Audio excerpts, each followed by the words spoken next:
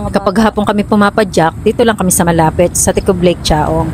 Maalis kami ng alas 5 ng hapon para kung gabihin man, hindi nakakakaba kasi malapit lang. May lasa na rin naman dito pumadyak at mataas ang ahon. Iba-iba, bago ka makarating sa itaas, pawisan ka na talaga. O tingnan nyo itong motor, hirap na hirap sa ahon.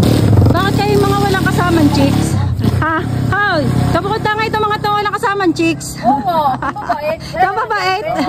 Wala daw. Dahil na pa. Kababait ay. Baka daw po kayo may mga anak ng dalaga. Ha? Nako, may asawa na nga lahat. Madaming namamasyal dito, lalo na sa gabing malamig.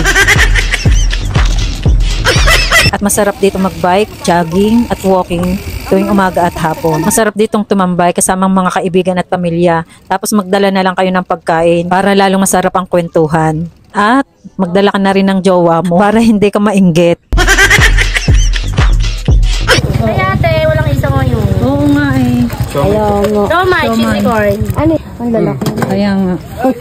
Tira ko naman na rin. Nakakatakot yung siomay eh. Ito po ang choices. Ay, Ayun. Japanese. Ako yung Japanese. Sila na parang ano nun. Isang peraso lang po, 15. Ah. Sa damo. Malalaki naman po siya. Tapos yung regular po is 12 po ang isa. Oo. Tapos na maritisan. Tapos na maritisan ng dalawa. Ay, mabagal ako ha kasi lusong. Mabagal ako. Gawa ng lusong eh. Ako'y takot sa lusong.